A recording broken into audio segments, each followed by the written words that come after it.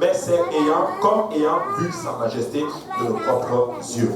Alléluia. Prions tous ensemble le Seigneur. Seigneur Jésus, je te rends grâce aujourd'hui. Nous bénissons encore une fois. Tu es un Dieu extraordinaire. Il n'y a aucun autre Dieu comme toi, Seigneur. Je remets encore le moment qui va suivre. Que tu te glorifies encore à travers ta parole.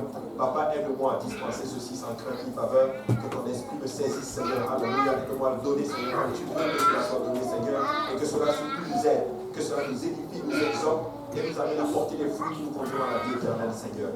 Que ton nom soit béni ce soir, et c'est au nom de Jésus que nous prions. Nous disons tous au nom de Jésus.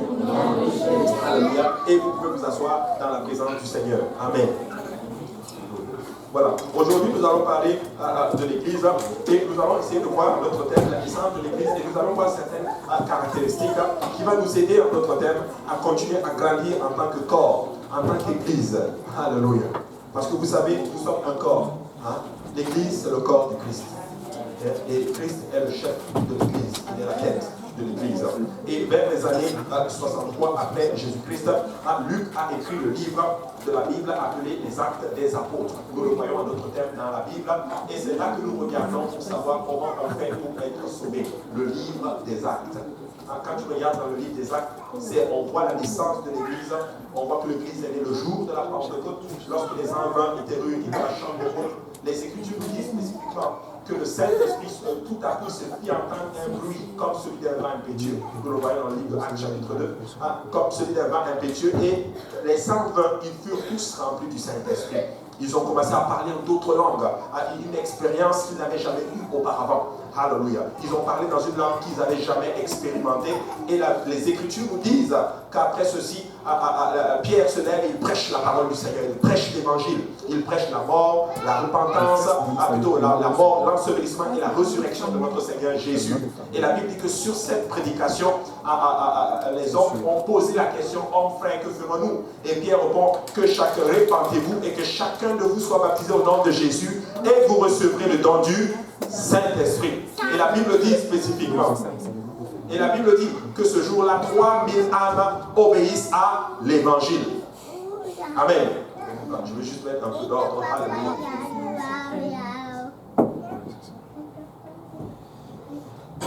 Et la Bible dit que ce jour-là, 3000 âmes obéissent à l'Évangile.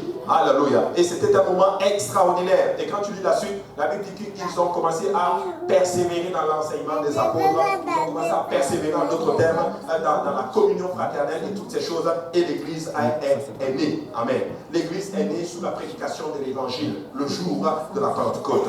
Et Luc écrit le livre des Actes et il nous explique comment ce corps a commencé à grandir et à être ce qu'elle est aujourd'hui. Alléluia. Écoutez, l'Église, c'est la seule organisation que l'homme n'a pas réussi à combattre.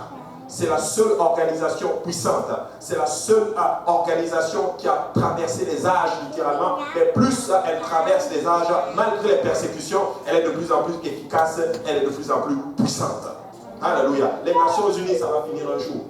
D'ailleurs, ça n'a pas commencé comme les Nations Unies. Ça s'appelait avant Société des Nations. Après, c'est devenu Organisation des Nations Unies. Pourquoi? Parce que l'homme n'est pas capable de bâtir quelque chose de stable et de solide. Mais moi, je connais un Dieu que quand il bâtit quelque chose, alléluia, c'est stable, c'est solide et c'est inébranlable. Alléluia. Extraordinaire. Et ce livre enregistre, le livre des Actes, la naissance, l'inauguration et le progrès phénoménal de l'Église du Nouveau Testament. L'Église est devenue un organisme dynamique. L'Église est un organisme. Amen. Un organisme, c'est quelque chose qui un organisme, donc quelque chose qui respire. Amen. C'est ça un organisme, c'est comme un corps en d'autres termes. Et c'est ce qu'est l'Église. C'est un organisme, c'est-à-dire elle bouge, elle est toujours en activité en d'autres termes. C'est ça en d'autres termes l'Église du Nouveau Testament. Amen. Alléluia. Un organisme dynamique et ses disciples ont eu des problèmes, ils ont eu des difficultés, mais ils avaient quelque chose qui les caractérisait, c'était la fidélité. Ils étaient fidèles. Et ils ont eu toutes sortes de difficultés. Certains ont été tués, certains ont été décapités, d'autres ont été percés, d'autres ont été lapidés, mais ils sont restés fidèles au Seigneur Jésus-Christ. Alléluia. Ils ont été transformés en une vie par la puissance du Saint-Esprit. Ils ont proclamé vocalement avec des lèvres ointes la parole du Seigneur. Tu sais, ces gens-là, ils proclamaient la parole du Seigneur et ils étaient loin. Tu sais, quand tu proclames la parole de Dieu et que tu pries et que tu veux faire la volonté du Seigneur, il va oindre ça. Comme Philippe a fait en Samarie. Il a proclamé la parole du Seigneur et les miracles et les prodiges se faisaient à travers lui. Alléluia. Et le Seigneur s'est manifesté dans leur vie, même dans leur mort. Alléluia. Et c'est extraordinaire. Il prêchait juste l'évangile. Mes frères et sœurs, encore une fois, revenez à ces choses. Des fois, on peut être tenté de commencer à vouloir chercher autre chose. Mais nous n'allons pas cesser de prêcher l'évangile. Nous allons continuer à dire au monde entier que Christ est mort, Christ a été enseveli et Christ a ressuscité d'entre les morts le 3e jour. Et nous allons continuer à dire que vous devez vous repentir de vos péchés, vous devez être baptisés dans le nom de Jésus-Christ par immersion, par immersion pour le pardon de vos péchés. Et nous allons continuer à dire que pour recevoir le don du Saint-Esprit, pour avoir la certitude que tu dois parler en notre langue. Avec l'évidence de recevoir, et c'est ça, l'évangile. Alléluia. Et dans les années 50, à 100 approximativement après la venue de notre Seigneur Jésus-Christ, les apôtres, alléluia, ont été inspirés par le Saint-Esprit. Ils ont écrit le Nouveau Testament comme nous le voyons aujourd'hui. Alléluia. Maintenant, cette nouvelle église qui est née, cet organisme qui est né, elle avait des caractéristiques particulières. Et cette première caractéristique, en d'autres termes, c'était la communion fraternelle. Maintenant, juste avant de venir à la communion fraternelle, on a parlé du corps. Comment d'abord faire partie de ce corps? Je l'ai dit tantôt, tu dois te repentir, être baptisé au nom de Jésus et être rempli du Saint-Esprit. Mais, que quelqu'un dise, mais, ça ne s'arrête pas là. Et j'aimerais encore dire à quelqu'un, nous ne prêchons pas seulement qu'il faut que tu te répandes, être baptisé au nom de Jésus et être rempli du Saint-Esprit. Non, ce n'est pas seulement ça que nous prêchons. Nous prêchons aussi qu'après ça, il faut que tu continues à grandir. Il faut que tu continues à persévérer dans le Seigneur. Maintenant, après avoir obéi à l'évangile, une fois que tu t'es repenti et que tu t'es baptisé au nom du Seigneur Jésus, pas autrement, et que tu étais rempli du Saint-Esprit, voici les choses à laquelle le Seigneur nous appelle en tant qu'Église à développer si nous voulons avoir une forte croissance, un réveil littéralement parmi nous. L'Église du Nouveau Testament était caractérisée par la communion fraternelle. Que quelqu'un dise la communion fraternelle. La communion fraternelle. Alléluia. Et dans cette communion fraternelle, il y avait certaines choses qu'ils faisaient. Il y avait ce qu'on appelle l'enseignement des apôtres. Les nouveaux convertis désiraient que les apôtres leur enseignent la parole de Dieu. Et toute personne qui confie sa vie à Jésus-Christ doit s'efforcer pour entendre et étudier la parole du Seigneur. Sans ça, tu ne vas pas pouvoir grandir avec le Seigneur.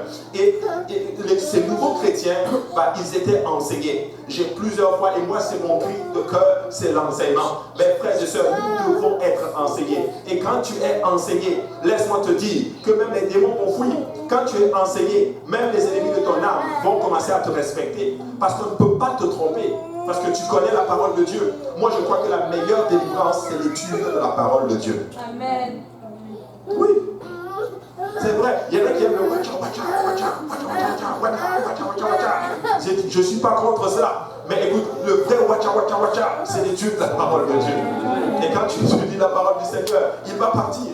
Alléluia. Il y a beaucoup de personnes dans lesquelles on a des études bibliques sont entrées et tu vois des familles complètement transformées par la parole de Dieu. Écoutez, quelqu'un dise l'enseignement des apôtres. Alléluia. Et la parole de Dieu, alléluia, procure le fondement dont on a besoin, sur lequel nous pouvons nous tenir fermement. Il est écrit dans le livre d'Éphésiens que nous sommes fondés sur le fondement des apôtres et des apôtres. Fondement des apôtres et des prophètes, Jésus-Christ lui-même étant la pierre angulaire. Et nous avons besoin de ceci. Et c'est ça qui faisait la force de l'Église du Nouveau Testament. Des fois, quand tu regardes l'Église, tu veux comprendre pourquoi ils grandissaient comme ceci. Les gens étaient enseignés. Les gens ne manquaient pas les enseignements. Et ça, c'est important. Alléluia. Les gens n'étaient pas ce qu'on appelle, ils ne vivaient pas pour le Seigneur en dents de scie. En dents de scie. Tantôt high, tantôt down. Tantôt high, tantôt down. High, down. Non, ils étaient constants dans l'étude de la parole du Seigneur. Et c'est ça qui a fait qu'ils ont eu une forte croissance. Donc nous avons besoin de la parole de Dieu pour subsister. Chaque croyant a besoin de la foi qui provient de la parole de Dieu. Alléluia. Regardez, quelqu'un ouvre Romains chapitre 10, verset 17. Romains chapitre 10, verset 17. Regardez ce que la Bible dit. La Bible dit ceci au verset 17, ainsi la foi vient de ce que l'on entend, et ce que l'on entend vient de la parole de Dieu. Mais je dis, n'ont-ils pas entendu? Au contraire, leur voix est allée par toute la terre, et leur parole jusqu'aux extrémités du monde. La foi vient de ce que l'on entend. Est-ce que tu vas avoir la foi? Il faut que tu entendes la parole de Dieu. Entendre la parole de Dieu, c'est peut-être l'entendre vocalement, mais c'est de la lire aussi. Tu peux l'entendre en douce, en silence. Donc lire la parole de Dieu, c'est de l'entendre. C'est de le voir. C'est qu'elle rentre en dedans de toi. Et c'est important. Et quand tu écoutes la parole de Dieu, elle va susciter de la foi en toi. Alléluia. Et c'est ça notre thème qui va te garder dans le Seigneur. Mais qui veut avoir beaucoup de foi ici? La Bible dit que ça vient par la parole de Dieu. Amen. Alléluia. Important. B. On va voir la communion fraternelle avec l'Église. Donc, nous avons vu l'étude de la parole de Dieu, mais nous allons voir maintenant la communion fraternelle avec l'Église.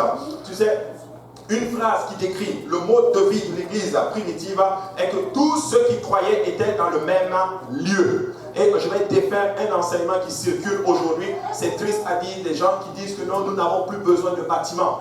Écoutez, n'écoutez pas ça, c'est pas bon ça. Nous n'avons pas besoin de lieux et toutes ces choses d'église, bâtiments, peuple de Dieu. Écoutez, les apôtres se réunissaient dans les maisons, je vais vous dire pourquoi. Parce qu'ils n'avaient pas, en d'autres termes, ils étaient dans un contexte différent. Ils devaient, en d'autres termes, fuir pour cacher leur vie. Pour cacher leur vie. Voici pourquoi ils n'avaient pas de locaux. Écoutez, si tu es chez toi et qu'on commence à être 200, 300, comment tu vas les regrouper dans les maisons? J'ai eu à discuter avec certaines personnes qui essaient de trouver des techniques pour faire quoi? Tout ça, en d'autres termes, c'est pour discréditer, en d'autres termes, ce qui est en train de être fait maintenant. Mais je veux dire aux églises, nous devons être ensemble. Nous devons nous regrouper ensemble. Tu as besoin de venir à la maison du Seigneur. Tu as besoin de voir ton frère et ta soeur, alléluia, quasiment. Des fois, nous, on se dit une fois par semaine, mais eux, ils se voyaient tous les jours. Et des fois, on peut se plaindre, dire, ah non, on a beaucoup d'activités. Béni soit le Seigneur pour ces activités. Parce que nul que ces activités, tu seras en train de faire autre chose. Et que quelqu'un dise Amen. Amen. Alléluia. Donc, il y a ton voisin, la communion fraternelle avec le corps, alléluia, de l'Église. Alléluia. Et vous savez, les chrétiens ont un mot pour ce remplacement, c'est le mot communion. Et notre premier engagement de communion est avec d'abord Jésus-Christ. Alléluia. Et notre communion va être aussi avec les autres corps, les autres enfants de Jésus-Christ. Donc dis à ton voisin, nous avons besoin de l'Église. Alléluia. Ne tombez pas dans ce piège où certaines personnes qui vont arriver, commencer et ils vont essayer de sortir toutes sortes de façons pour expliquer leur doctrine. Peuple de Dieu, nous avons besoin de l'Église. Amen. Tu as besoin du corps du Christ, littéralement. Oh, on n'a pas besoin de bâtiment. Oh, vous faites ceci pour avoir de bâtiment. Vous prenez ceci, vous prenez ceci. Écoutez-moi bien, mes frères et sœurs. Ne vous laissez pas berner. Ne tombons pas dans ces pièges, littéralement, parce que c'est l'ennemi qui est en train de le faire. Et quand l'ennemi voit qu'il ne peut pas te faire tomber, il va essayer de s'infiltrer, en d'autres termes, par différents moyens. Et quand il peut des fois utiliser, en d'autres termes, une fausse doctrine pour casser la cohésion et la communion qu'il y a entre nous. Alléluia. Et ça, c'est très important de comprendre ceci. Donc, nous sommes mutuellement en communion les uns avec les autres. Deuxième chose, ils avaient ce qu'on appelle la fraction du pain dans les maisons. Alléluia. Donc, nous allons répondre à ces personnes aussi qui disent qu'on n'a pas besoin de bâtiments. Nous n'avons jamais dit qu'il ne faut pas se retrouver dans les maisons. Non, au contraire, nous favorisons ceci. D'où les études bibliques. D'où le fait d'aller chez les gens dans leur maison et s'asseoir avec eux à la table et partager la parole de Dieu avec eux. Et c'est juste magnifique et j'aime ces moments-là où je vais chez les gens, où des fois des gens viennent chez moi, nous nous asseyons et nous partageons la parole de Dieu. Mes frères et sœurs, si on a eu un réveil à un moment donné du ministère francophone où le groupe des jeunes est né, JPNL est né, c'est parti d'une étude biblique dans une maison. C'est parti d'une étude biblique dans la maison du frère Apo, où des fois on se retrouvait à 30, 40 personnes dans un 3,5. Alléluia. C'était des personnes qui étaient fous pour le Seigneur. Il y avait la communion. L'homme de Dieu finissait d'enseigner. Le pasteur finissait, on lui posait toutes les questions. Après avoir fini d'enseigner, il part chez lui. Mais nous, on restait. Il y avait un groupe de personnes qui restaient encore parce qu'ils aimaient ça, passer du temps ensemble. Et de là est né quelque chose. Peuple de Dieu, nous avons besoin aussi d'aller dans les maisons. La fraction du pain, la fraction de la parole de Dieu, la communion fraternelle dans les maisons. Et vous savez quoi? Une technique de l'ennemi pour essayer de te discréditer, c'est qu'il il va t'éloigner, il va essayer de faire t'amener à une vie de solitude. Mais nous avons besoin d'avoir la communion dans les maisons. Alléluia. Nous avons besoin de la communion ensemble dans un même lieu. Mais c'est tellement clair. La Bible dit que le jour de la Pentecôte, ils étaient tous ensemble dans le même lieu. Dans le même lieu. Alléluia. C'était dans la chambre haute. C'était une grande salle, littéralement. Dans la chambre haute. Donc, ils avaient un lieu. Alléluia. Donc, c'est important. Maintenant, la fraction du pain dans les maisons. Alléluia. Dans Actes chapitre 2, nous le voyons. Ils allaient de maison en maison et ils amenaient un ministre. Alléluia. Avec eux pour la communion fraternelle qui allait dispenser la parole. Ils apportaient l'évangile. Et de nos jours, un aspect encore important de la vie d'un croyant est de témoigner et de préparer, en d'autres termes, le chemin de l'éternel. Comment tu vas le préparer? Des fois, tu peux aller... Et écoutez, je ne sais pas pour vous, mais nous, on a expérimenté ça. Il fut un temps où on avait plus de baptêmes dans les études bibliques domiciliaires que même dans les services de dimanche.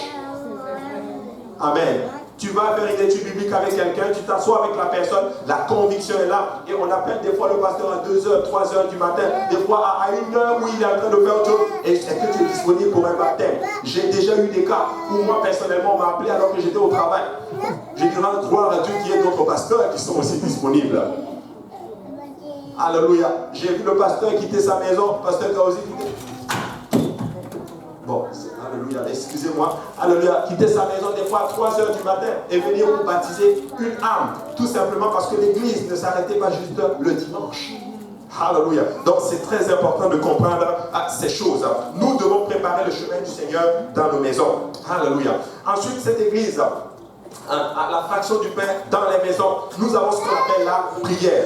Après que le Saint-Esprit fut répandu, l'église a continué de prier. La prière est une arme essentielle dans la vie d'un chrétien. Quelqu'un dise la prière. C'est très très important. Je vois que nos réunions de prière commencent à être un peu, pas négligées, je vais dire, mais elles commencent, oui, je dirais c'est le mot négligé. On ne l'abandonne pas, mais on la néglige. Dans le sens où, on arrive en retard, je me le prêche à moi-même aussi. Alléluia. Nous arrivons en retard, nos chiffres sont gonflés, mais quand on regarde la pertinence même en notre terme de la réunion de prière, on ne peut pas voir les mêmes choses que nous avions dans le temps. Mes frères et sœurs, si nous arrivons peut-être à 19h, alléluia, prions, alléluia, même si c'est monotone, même si on ne sait rien, soyons là et Dieu va nous rencontrer au lieu même de nos besoins. Tu sais, notre faim et notre soif dans le Seigneur, nous le voyons, nous le démontrons dans toutes ces choses que nous faisons. Amen. Vous savez, je comprends qu'il y a beaucoup d'activités, mais cette fois, nous devons développer ce qu'on appelle de la sagesse. De la sagesse pour pouvoir être dans la maison du Seigneur. Alléluia. C'est très important. Nous devons prier. Nous devons avoir une vie de prière personnelle et une vie de prière collective avec le corps du Christ. Nous devons continuer la prière. Vous savez, ce que nous ressentons les dimanches, c'est ce qui est préparé le samedi soir. Et pourquoi je parle de cela? Parce que je suis aussi arrivé à une place où des fois nous sommes arrivés à un endroit où des fois, sous le poids des activités, des fois on peut être avec le groupe de frères et sœurs. Après, le temps arrive, tu dis, oh, et puis une personne va s'élever et dire que non, vraiment, bon, c'est pas grave, on est en train de faire, on n'a pas vraiment besoin d'aller à la réunion de prière, on va aller la semaine prochaine. Et puis tout le groupe dit, oui c'est vrai, ouais, ok, non, faisons seulement, on est en... Non, ne tombez pas dans ce piège. Je sais pourquoi je dis ça, parce que je suis arrivé là. Il y en a qui savent de quoi je parle. Alléluia. On est ensemble, un petit chilling, un samedi, on a commencé à 14h, ça avance, et l'heure de la prière arrive. Alléluia. Oh bon, ok, on va texter pasteur Abou. Ok, on va lui dire, ok, nous sommes là, on ne va pas arriver. Et une personne va peut-être dire dans le groupe, bon, c'est pas grave, on peut remettre. La personne en général, c'est la personne qui a plus d'influence sur les autres. Je veux parler. Amen. Je sens que je suis en train de... Ce que je dis, c'est parce que nous, on l'a fait. On est arrivé là, où on était ensemble, tout. Toi-même, tu ne peux pas... Tu attends juste une voix qui va sortir. Et dès que la voix sort, tout le monde saute dessus. Non, c'est vrai. Essentiellement, on va aller la semaine prochaine. Alléluia. Ne tombez pas dans ce piège. Nous devons être à la réunion de prière. Alléluia. Peuple de Dieu, si nous prions, Dieu va bouger. Alléluia. Peuple de Dieu, nous pouvons bouger et nous pouvons prier et bouger la main de Dieu. Amen. Oui, Dieu peut décréter, écoute, Dieu peut même décréter une sentence et l'église prie. Je vais me laisser aller. Amen. Moi, je crois que Dieu peut avoir un choix et l'église n'est pas d'accord. C'est vrai. C'est vrai. Mais oui, parce que l'église est l'épouse du Christ.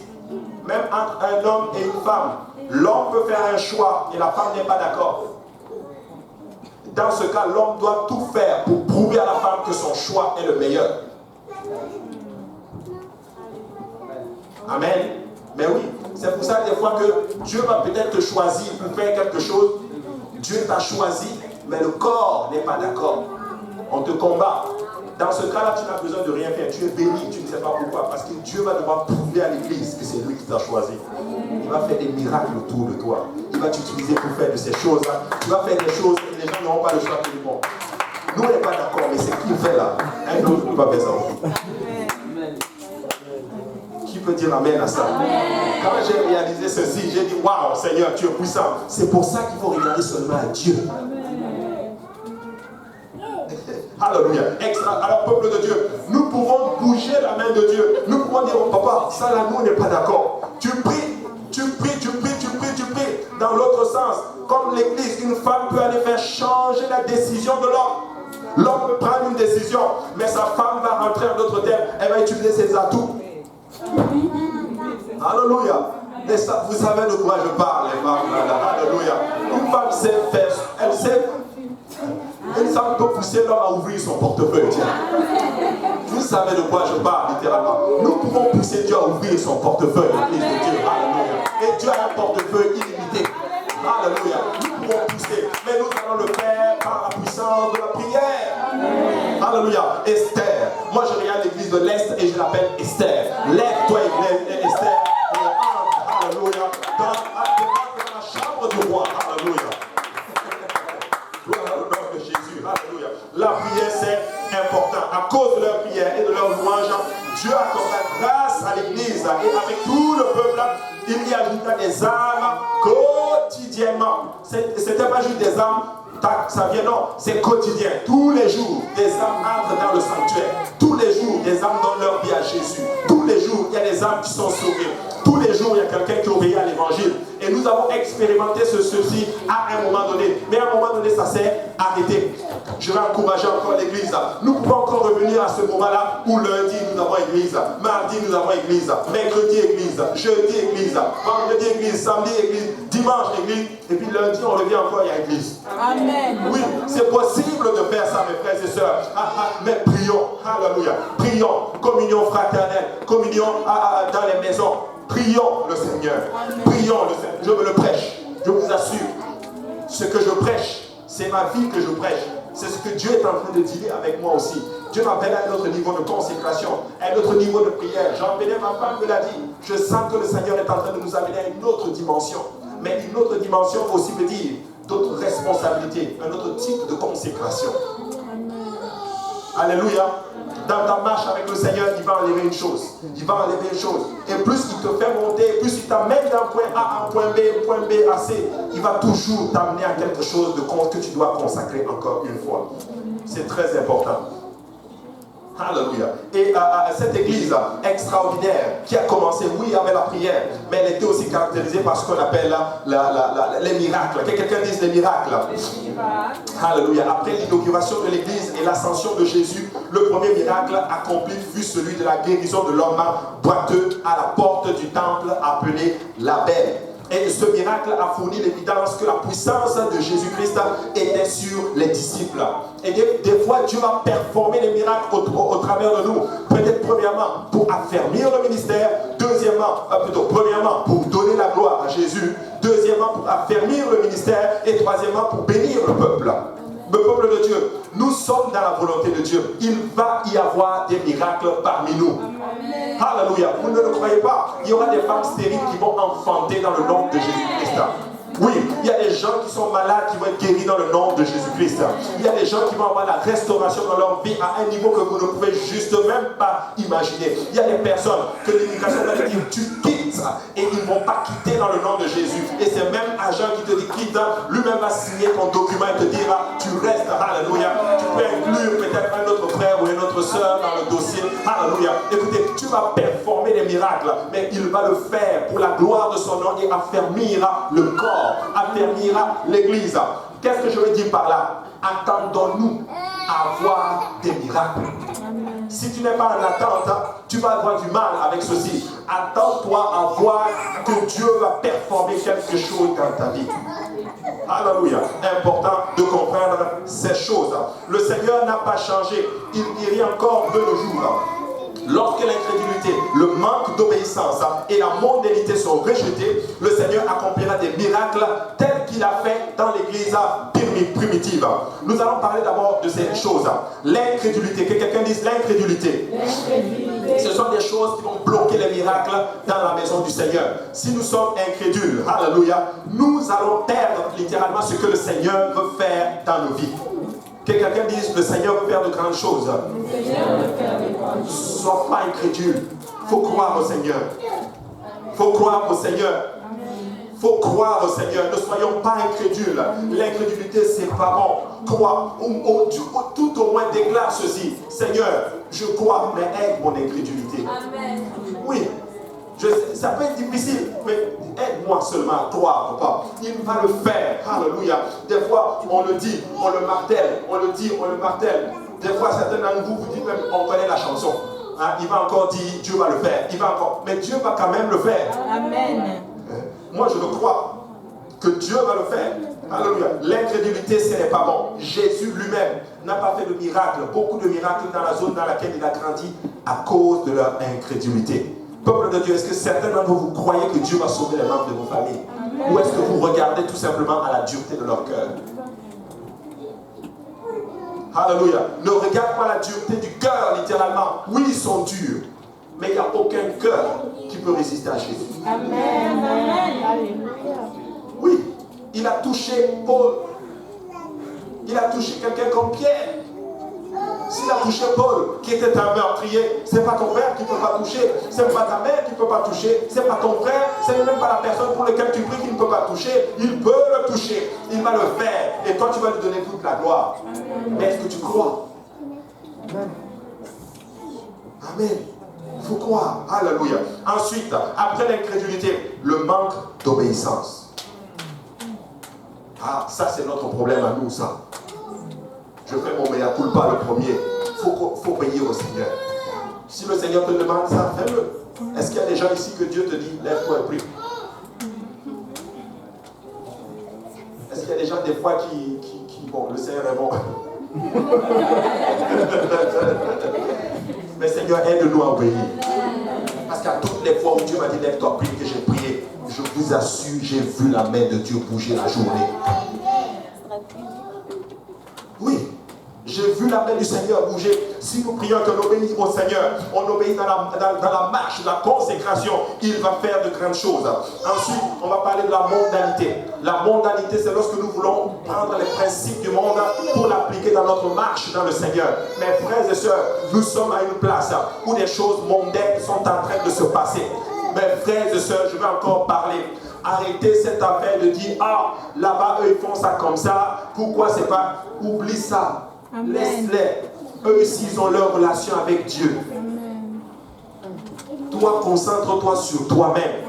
C'est ça l'esprit mondain. Un des esprits mondains, c'est vouloir comparer avec les autres.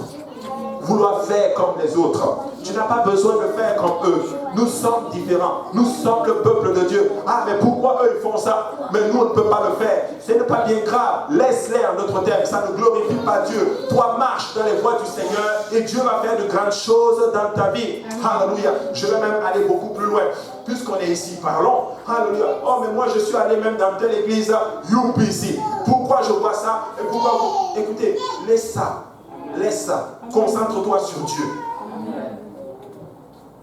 Alléluia. Concentre-toi sur le Seigneur. Tu n'as pas besoin de ça. Tu as ta marche dans le Seigneur.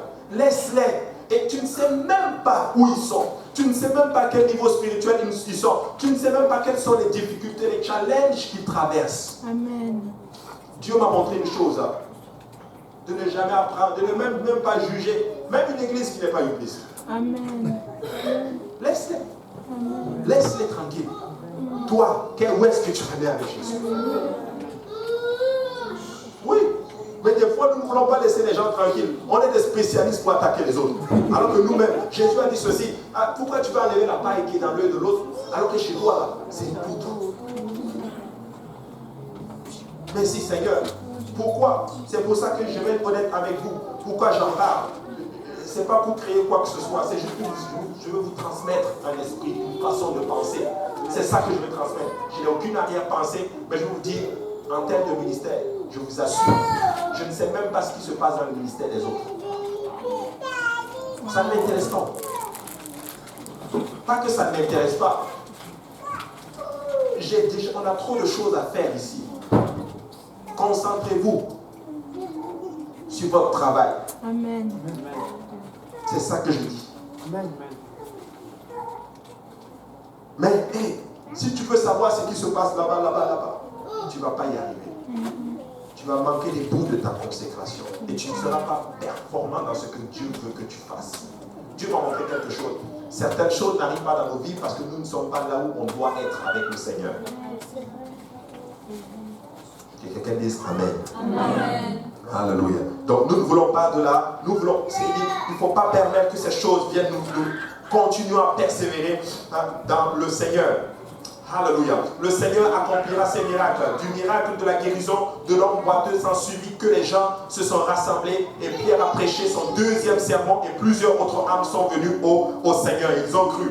Et lorsque le Saint-Esprit fut répandu la première fois, près de 120 personnes étaient présentes. Après l'épanchement initial du Saint-Esprit, 3000 autres âmes se sont ajoutées. Lorsque ces convertis se sont rassemblés pour la communion fraternelle dans la doctrine des apôtres, le Seigneur ajoutait les âmes quotidiennement. Vous savez, si nous retrouvons et que nous venons, alléluia, dans l'étude de la parole, les âmes vont venir quotidiennement. Après ce miracle de guérison, plusieurs autres âmes ont cru. Et le nombre était à peu près de 5000 âmes. Allez dans Actes chapitre 4, verset 4. Et à partir du jour de la Pentecôte, un total d'environ 10 000 âmes ont été converties. 10 000 âmes. Étudie bien le livre des Actes. Qu'est-ce que tu es en train de dire, pasteur Abou? Je suis en train de dire ceci, que ce qui s'est passé dans le livre des Actes, ça peut se passer avec nous aujourd'hui. Parce que nous sommes toujours dans le livre des Actes. Alléluia. Maintenant, l'esprit de l'église, oui, on a parlé de la communion fraternelle, on a parlé de la prière, on a parlé des miracles, mais il y avait aussi quelque chose qui caractérisait cette église. Que quelqu'un dise l'esprit de partage. Aujourd'hui, partager, ce n'est plus vraiment le thème de l'église. Aujourd'hui, c'est chacun pour soi, Dieu pour tous. Amen. Peuple de Dieu, nous devons partager. Nous devons avoir un esprit. Il est facile de voir que la communion et les miracles, c'était des facteurs importants dans le développement de cette église. Leur dévotion, leur consécration sincère à se manifester par leur dévouement, leur vie centrée sur Dieu et être concentré et être concerné des besoins entre eux, le besoin des autres. Le besoin des autres. Qu'est-ce que ton frère a besoin? Qu'est-ce que ta soeur a besoin? Est-ce que nous rencontrons vraiment le besoin des autres? Est-ce que des fois tu as plein de place où tu as fait quelque chose à ta soeur ou à ton frère et ta soeur te dit ouais, vraiment, je ne comprends pas, mais c'était vraiment à pic. J'avais ce besoin-là. Que Dieu nous utilise dans cette dimension où tu arrives, où tu bénis ton frère avec quelque chose et la personne te dit tu ne sais pas ce que tu es en train de faire. Ce que tu m'as donné, en fait, tu ne le réalises pas, mais tu es en train de le nourrir. Et Dieu va nous amener à cette dimension où nous avons un esprit de partage. Partage. Partage. Où tu te lèves un bon matin, tu dis, Dieu m'a mis à cœur de prier pour toi. Et j'ai prié spécifiquement dans cette situation. Alléluia, mon frère, ma soeur. Et la personne te dit, oh, tu étais vraiment en plein dans le mille. Est-ce que tu as prié pour ton frère? Est-ce que tu priais pour ta soeur? Peuple de Dieu, c'est le temps pour nous d'entrer dans ce qu'on appelle la dimension du spirituel, littéralement, où nous sommes prêts littéralement à partager tout ce que nous avons matériellement, même dans les dons spirituels, dans la prière et toutes ces choses, nous devons partager. Alléluia. Tu sais, dans son enfance, l'Église possédait une pureté et une innocence innocence qui était tout simplement désarmante. Ils étaient innocents, ils étaient purs dans leurs pensées. Alléluia. La Bible dit qu'ils avaient une seule même pensée. Ça, c'était l'église du Nouveau Testament. La même pensée, la même vision. C'est ça qu'ils étaient. Que Dieu nous amène encore à ça.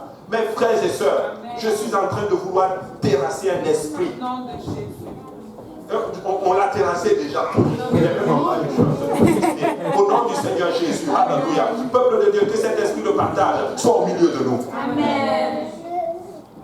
Alléluia. Partage. Partage. Alléluia. Autant de convertis qui se rassemblaient venant de plusieurs pays, autant de besoins matériels qu'on retrouvait parmi eux. Mais la Bible dit qu'il n'y avait pas de mendiants, il n'y avait pas de personnes il n'y avait pas de nécessité parmi eux. Tout simplement parce qu'ils avaient tout mis en commun.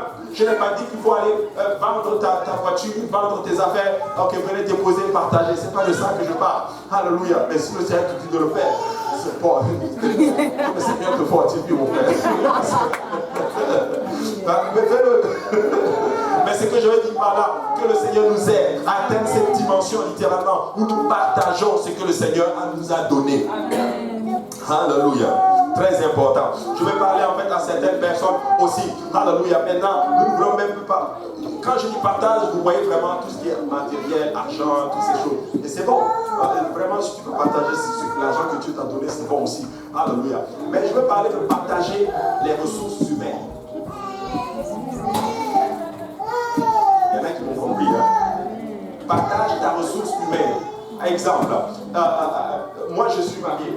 Imaginez-vous que je veux faire une étude biblique et dès que je veux faire une étude biblique, Papa Alice m'appelle.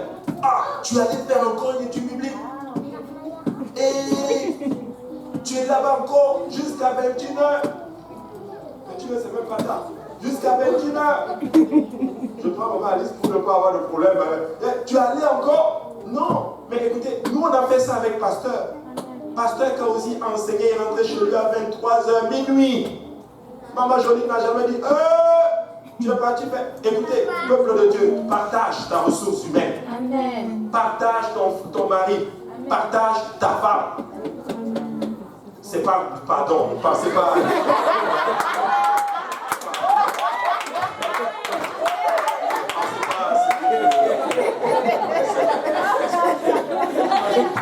Dans les prédications, que mes mots soient vraiment bien choisis. Pas de malentendu quelque part. Quand je dis partage, c'est dans ce sens. Écoute, s'il est en train de faire pour quelque chose pour Dieu, sois volontiers à laisser aller. S'il est en train de faire quelque chose pour Dieu, sois volontiers à laisser aller. Écoute, même si tu penses qu'on t'exploite, mais si c'est pour Dieu qu'on est en train de t'exploiter, que le nom de l'Éternel soit béni. C'est ça que je parle. Alléluia. Non, donc partageons un esprit où nous donnons littéralement. Un esprit où nous donnons. Et nous n'allons pas arrêter de donner. Parce que quand nous donnons, nous sommes en train de gagner. Amen. Alléluia. Très très très important. La Bible dit dans n'importe quel groupe, il y avait des milliers de personnes. Il y avait des jeunes, des sans-abri, des pauvres et des personnes qui combattaient sincèrement, strictement pour qui luttaient pour pouvoir exister. Ce nouveau converti se concentrait tellement sur l'attente d'un meilleur héritage de notre monde que nul ne disait que ses biens ne lui appartenaient en main propre. Personne ne disait non, ça c'est à moi. C'est à moi. Ou bien par exemple, non, ça là c'est pour moi. C'est pour personne d'autre. Et vous connaissez, bon, c'était à l'époque quand on était dans le monde, ces deux messieurs qui ont galéré tellement dans la vie. Ils ont galéré. Et puis un jour, c'était juste un sketch qu'on avait regardé à l'époque. Et puis un jour, il y en a un qui a eu un travail. Il a eu un bon poste au travail. Et puis l'autre est venu. Il était tellement content, celui qui a le poste potentiel. Il dit, j'ai eu travail. Et son compagnon disait, on a eu travail. On a eu travail. Et l'autre disait, j'ai eu travail. L'autre disait, on a eu travail. L'autre disait, j'ai eu travail. L'autre disait, on a eu travail. Mais l'autre qui a eu le travail commençait à être orgueilleux. Comment on appelle ça? Ingrat. Il commençait à oublier l'autre. Il a eu son travail et il a oublié son ami. Ne soyons pas de ce genre-là. Non, écoute, tu as eu le travail, on a eu le travail. Dieu t'a béni, on a eu la bénédiction. Ne dis plus, j'ai eu la bénédiction. Viens dire ta soeur, on a eu la bénédiction. Est-ce que tu as une nouvelle maison? Vraiment, on a eu une nouvelle maison. Alléluia. Tu as eu ça? Vraiment, on a eu. Tu as eu le permis de conduire?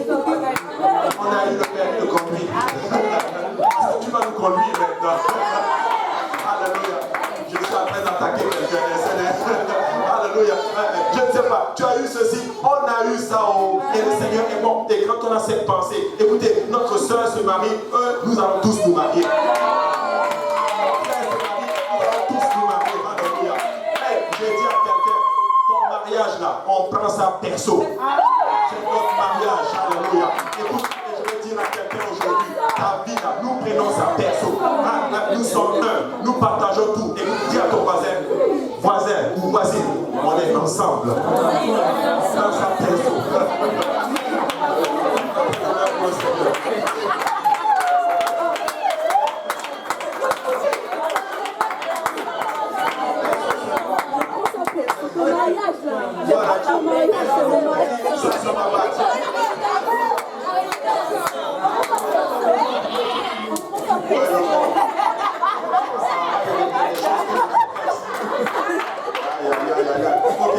Voilà, tu as acheté une voiture, je te dis, on a eu ta voiture.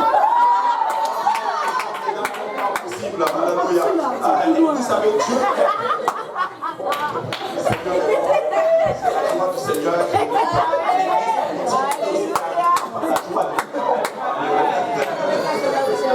Alléluia. Ils ont compris le fait qu'ils étaient simplement des dispensateurs et non des propriétaires de la grâce et des dons de Dieu.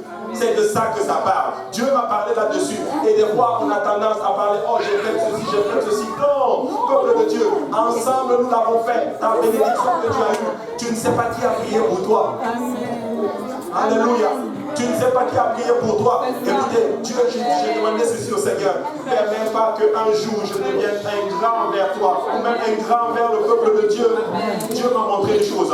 Ne sois jamais un grand, même avec quelqu'un qui ne sert pas Dieu. S'il t'a fait du bien un jour, souviens-toi un jour que quelqu'un t'a fait du bien. Alléluia. Je ne veux pas être un grand, même avec quelqu'un du monde. Alléluia. Bénissez les gens autour de vous. Et un jour, ils vont vous bénir. Amen. Dieu va les utiliser pour ouvrir des portes devant vous. Amen. Alléluia. C'est important de comprendre ça. Donc, partageons nos biens, partageons nos dons, partageons nos grâces, partageons tout ce que nous avons. Soyons des dispensateurs et non des propriétaires. Alléluia. Maintenant, n'étant que des dispensateurs des bénédictions du Seigneur, ceux qui prospéraient matériellement désiraient ardemment les distribuer entre les frères et sœurs dans le besoin. Maintenant, c'est rendu une place que dans l'église, ton frère, quand il prospère, il ne veut même pas que quelqu'un sache. Je vais vous raconter une blague qui racontait. C'est juste une blague. C'est juste une blague. Ok? C'est juste une blague. Aïe, aïe, aïe, aïe. Bon, je ne sais pas si vous pouvez. Parce que ça catégorise quand tu fais ça. Ok. Bon, ok, on va la généraliser. C'est un monsieur qui se retrouve dans une maison. Ok? C'est juste une blague. Ok? Il avait un diamant très précieux. Et puis là, il arrive et il dit à son personnel qui travaillait pour lui, il y a une souris qui a volé mon diamant. Et puis là, ils ont commencé à chercher partout où est la souris qui a volé le diamant. Et puis là, il tourne le meuble et il voit plusieurs souris noires. Des souris qui sont là, de la même catégorie. Mais le problème, c'est qu'une souris a pris le diamant. Et puis là, il regarde. Après, il voit une souris qui est seule dans le coin. Après, il dit que non. Il dit patron, j'ai trouvé qui a volé. C'est lui. Il va, il prend la souris, il tue la souris, il ouvre la souris et on voit le diamant. Le patron lui dit, mais mon cher mon ami, comment tu as su que c'était lui? Il dit non, parce que l'homme, quand il réussit, il est toujours seul.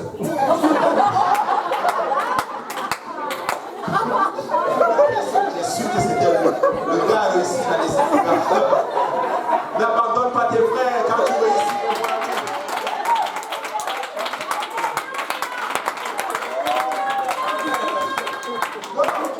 Tu réussis, on est ensemble.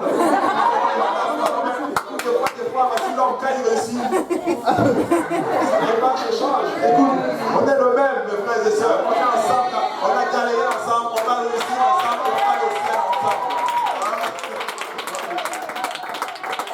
Alléluia.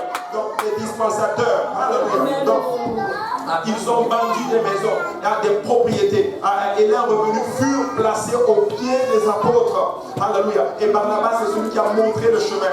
Barnabas était de la tribu de Lévi.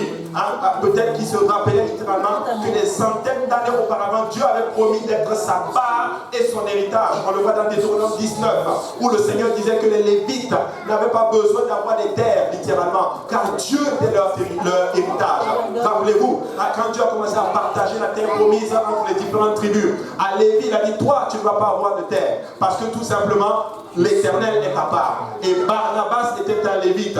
La Bible dit que quand l'église a commencé, il a vendu sa maison, il a pris tout l'argent et il est venu déposer spécifiquement. Il montre le chemin. Écoutez-moi bien. Dans tout mouvement de réveil ou dans tout esprit de réveil, que ce soit dans un domaine quelconque, un d'entre vous va devoir montrer l'exemple. Amen. Oui, et je bénis beaucoup Dieu pour le pasteur Yannick. Amen. Il nous a montré l'exemple dans beaucoup de choses. Amen. Je n'aurais jamais cru quand je vais donner ma vie à Dieu. Je le voyais dans le texte, mais ça me prenait un exemple en live. Peuple de Dieu, tu as besoin de l'exemple théorique, mais nous avons besoin aussi de l'exemple pratique. Amen. Quelqu'un va devoir se lever et appliquer la parole de Dieu pour que les autres voient dire ah, c'est comme ça. Donc nous aussi on part. Amen. Et tu vas être cette personne. Alléluia. Si ça va être dans le don, ça va être toi. Alléluia. Si ça va être dans notre thème dans l'adoration, ça va être toi. Si ça va être dans notre thème dans la consécration, ça va être toi. Peu importe le domaine spirituel dans lequel Dieu nous appelle à performer, tu vas être cette personne, alléluia, qui va donner l'exemple. L'évangélisation, en fait, à 6 personnes ne sortent, mais un se lève et dit que moi je suis fatigué, moi je vais aller évangéliser. Et les autres vont commencer à le suivre. Amen. Ça va être toi. Amen. Donne l'exemple. Barnabas a donné l'exemple. Écoute-moi bien, Barnabas, quand on a fait le choix est tombé entre Barnabas et Matthias. Matthias a été choisi pour remplacer Judas par les apôtres, bien sûr. Barnabas ne s'est même pas plaint. Il aurait pu se plaindre, lui dire, oh, mais pourquoi moi je suis là, je suis cool, je donne mes biens, toutes ces choses. Mais écoute, ça ne l'a même pas affecté. Ça ne l'a pas empêché de vendre sa maison et donner aux apôtres. Si, quand on choisira ton frère, alors qu'on ne t'a pas choisi, que ça ne te frustre pas, mais que ça ne refroidisse pas non plus ton service à Dieu. Amen. Comme on ne m'a pas choisi, je ne fais plus ça. Barnabas n'a pas pensé comme ça. On ne l'a pas choisi, lis bien le texte. On ne l'a pas choisi. Ça ne l'a pas empêché de vendre sa maison. Prenez, servez le Seigneur. C'est le même Barnabas qui va introduire Paul. On ne l'a pas choisi, mais Dieu l'a utilisé pour apprendre l'un des plus grands prédicateurs du Nouveau Testament. Écoute, Barnabas, monsieur Barnabas, tu es dans cette salle, ta part est devant Dieu. Amen. Devant le Seigneur, les gens ne le voient pas, mais Dieu va te le compenser ouvertement. Amen. Et personne ne comprendra, mais tout ça vient, ça. Vous ne savez pas qu'est-ce qu'il sacrifie. Écoute, tu n'as pas besoin. Quand on te mentionne, oh mais pourquoi le pasteur a mentionné tel et moi il ne m'a pas mentionné. Oublie ça. Tu sais que des fois mentionner là, c'est-à-dire des fois tu prêches et bah, ton visage est tombé sur Laetitia. Boum, tu sais la soeur Laetitia, des fois c'est juste ça. C'est pas pour attaquer quelqu'un, non. C'est juste. Mais oh, pourquoi elle a choisi Laetitia? Mais moi je suis assis toujours, il ne m'a jamais appelé. Ça se fait, j'oublie même ton nom. Des fois, c'est juste ça. Des fois, ne tombe pas dans le piège de l'ennemi. Et l'ennemi va utiliser ça pour refroidir ton service à Dieu. Frères et sœurs, mon frère, ma sœur, ne refroidis pas ton service à Dieu pour quoi que ce soit. Alléluia. Donne le plein service au Seigneur. Alléluia. Très très important. Barnabas l'a fait. La Bible dit qu'il s'est détaché des affaires de la vie. Il montre un grand désir du cœur de partager ses biens. Barnabas signifie fils d'exhortation. Il avait un ministère d'encouragement et de réconfort. On va parler un peu. Barnabas signifie fils d'exhortation, fils de consolation. Son ministère, sa vie, c'était quoi? Consoler les autres. Écoute, même si je ne suis pas ici, Si ma vie te console et t'amène à grandir dans le Seigneur, j'ai fait ce que je devais faire. Je vais être une consolation pour quelqu'un d'autre. Je vais arriver à une place. Hey, je prie que Dieu m'utilise. Je prie, vous savez, mon souhait c'est qu'il m'utilise quand je prêche. C'est mon souhait. Mais si je prêche et que je n'ai même pas réussi à t'encourager, mais si un jour Dieu me fait asseoir alors qu'on discutait juste ensemble sur petit pas et que Dieu m'impressionne de te donner une parole qui t'encourage, que le nom de l'Éternel soit béni. Vraiment, oui. Nous avons un ministère d'encouragement et de consolation. Écoute-moi bien, console les autres. Console les autres. Des fois, je vais à l'hôtel et je bénis beaucoup Dieu. Je vais encourager l'église de l'Est pour ça. Moi, je vous tire mon chapeau. Des fois, je vois l'église ici à l'hôtel, des sœurs, des fois, qui vont prendre une autre sœur dans leurs bras pour l'encourager juste. Pendant que là, peut-être l'autre est abattu, l'autre est en train de pleurer, quelqu'un va s'approcher. Tu sais, c'est juste ça le ministère. Le ministère, c'est pas ça là, c'est pas tout ça. Non, c'est pas le m'as-tu vu. Le ministère, c'est les gens. C'est les gens. C'est donner la paix aux gens. C'est donner le courage aux gens. C'est donner l'amour aux gens. C'est donner la consolation aux gens. C'est leur donner littéralement la force de continuer leur marche dans le Seigneur. C'est ça le ministère.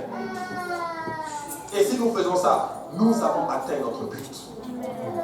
L'Église de l'Est, encourageons-nous les uns les autres. Continuez à travailler et à vous donner consolation, encouragement.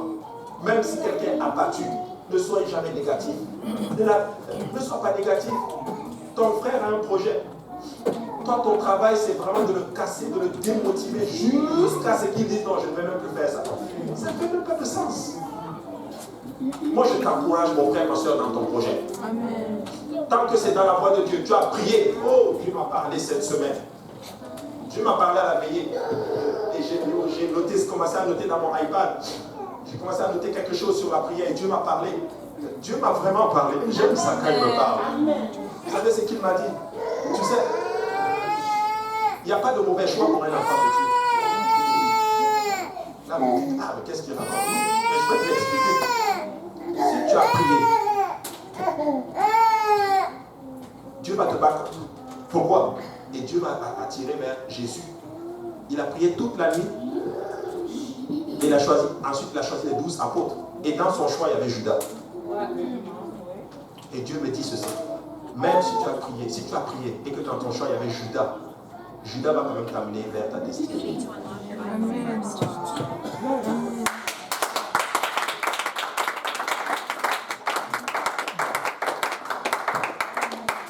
Tu as prié, fais le choix. Même s'il y a Judas dedans, le traître qui va faire que tout va se gâter. En faisant que ça se gâte, il ne sait pas qu'il est en train de t'amener vers ta croix. Mais 3 jours plus tard, tu vas sortir du tombeau. Avec un corps glorifié. Alléluia. Donc, avant de faire un choix, prie. Et si Dieu t'a parlé, fais ton choix. Si tu as fait tout le conseil nécessaire, même si tu as parlé à ton pasteur, tu as prié, tu as parlé à ton pasteur, tes dirigeants et toutes ces choses, et que tu fais le choix, même si c'est le mauvais choix, Dieu va trouver le moyen de t'amener dans ta volonté. Parce qu'il a prié toute la nuit et il a quand même choisi Judas. Alléluia. Mes frères et sœurs, Dieu est bon. Et c'est un privilège d'être un enfant de Dieu.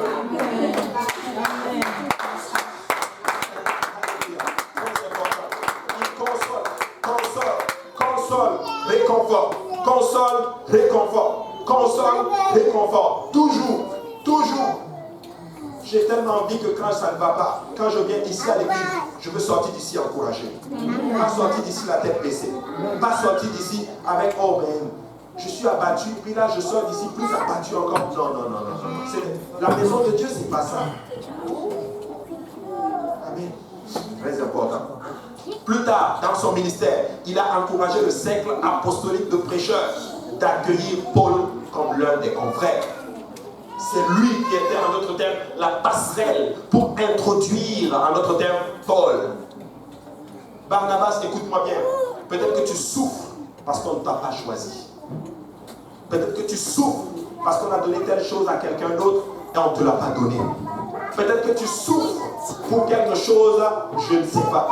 Mais laisse-moi te dire que si tu continues ton ministère de réconfort et d'encouragement, l'Éternel va t'utiliser comme une passerelle pour introduire le prochain prédicateur ou la prochaine personne qui va impacter littéralement cette zone. Amen. C'est la parole du Seigneur. Apprenons la parole du Seigneur. Et marchons tout simplement dans ce que Dieu nous appelle. Et je vais terminer avec ça aujourd'hui. Cette belle église, elle est aussi caractérisée par ce qu'on appelle les persécutions. Ça c'est le côté qu'on n'aime pas. Les persécutions. Il y a aussi des persécutions dans l'église. Tu as donné ta vie à Dieu, mais les problèmes sont là. C'est dur. Et pourtant, dans le monde, tes amis là, ça va bien pour eux. En tout cas, à vue d'œil. Est-ce qu'on va se parler bien? Et je suis convaincu que tu as probablement allé dans le Facebook de quelqu'un d'autre. Tu as regardé, tu dis. J'ai toujours remarqué une chose. Sur Facebook, les gens ont toujours la profil. Ils font quand on prend la photo,